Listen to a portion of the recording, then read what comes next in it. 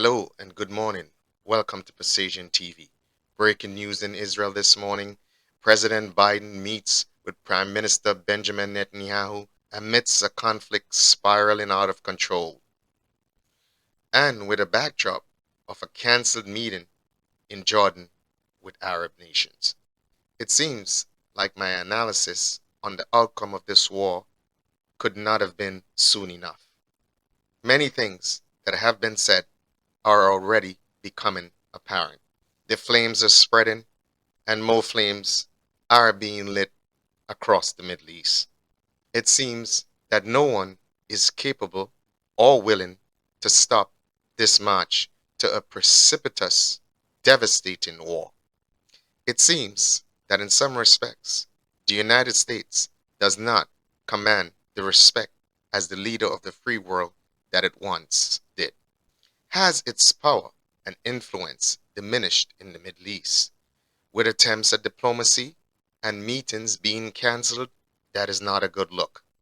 Somehow it seems that the meeting between President Biden and Prime Minister Netanyahu was, in some respects, propped up or staged. Coincidentally, Israeli Prime Minister Netanyahu has opted to read from a script. Is it an attempt to level the playing field of sorts? President Biden finds himself in a very difficult situation, and I'm sure no one envies his position. A lot of what is taking place right now, in many respects, I have forecasted in 2020. The question on many people's mind in this moment where there is a requirement for decisive and strong leadership. Is President Biden up to the task? Is he surrounded with the right people around him to make the possibility of a path to diplomacy and peace possible? It seems that there is difficulty in the United States staying on the message of complete and unconditional support for Israel, with many in his party deviating from that message with entirely different views. Of pressing concern is recent developments in Lebanon. Apparently, the U.S. Embassy has been set on fire. I am old enough to remember the deadly consequences for the United States in southern Lebanon during the Civil War. It is extremely important that the resources of the United States be protected and secured, and this does not spiral further out of control. With all of this taking place in the Middle East, could it just be a fulfillment of the globalist agenda? Could it just be what the end game is in this great political global chess game? Could it just be the plan all along to weaken nation states and create a new trans-border emergent power of globalist elites? Is it possible that former President Trump did not play ball, so to speak, and that's the reason why they had no choice but to remove him from power? Did he make too much of an attempt to create peace in the Middle East? We see every time there is a march towards peace, it is sabotaged. There was recently a march towards peace between Israel and Saudi Arabia, and we see what happened. There are definitely forces who don't want peace in the Middle East. With all that has unfolded, these are some of the relevant questions that we should be asking ourselves. As it stands, things are definitely at a critical juncture in the Middle East, and it would take a Herculean task by President Biden to get this back on course. These are the scenes coming out of Lebanon right now. This is the level of security that is required in such a situation.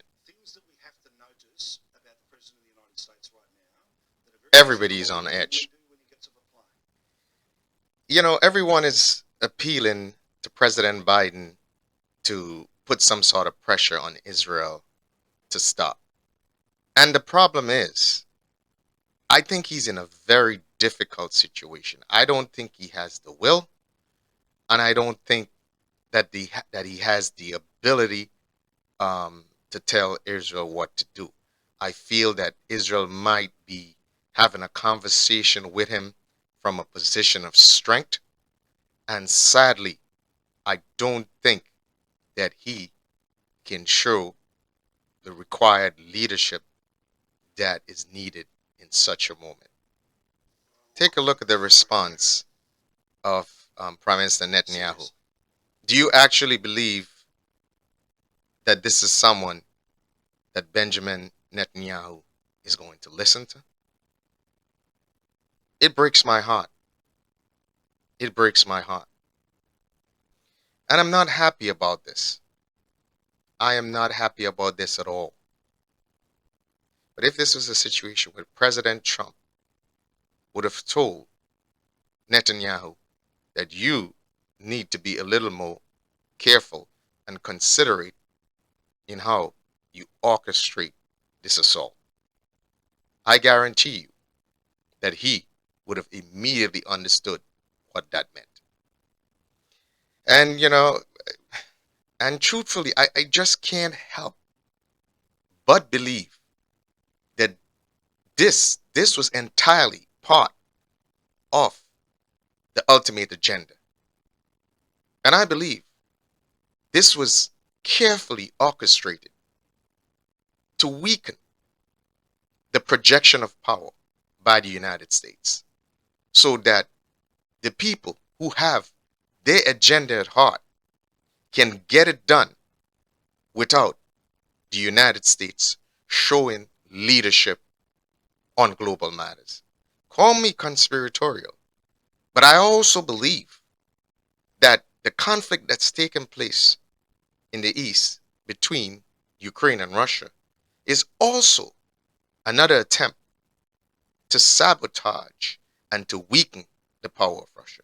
I am telling you, it's quite possible that there is an agenda to weaken and destroy nation states, to pit them against each other, to diminish their power so they can be, as I said, a trans-border, emergent power, global government, not run by traditional politicians, but run by these globalist elites.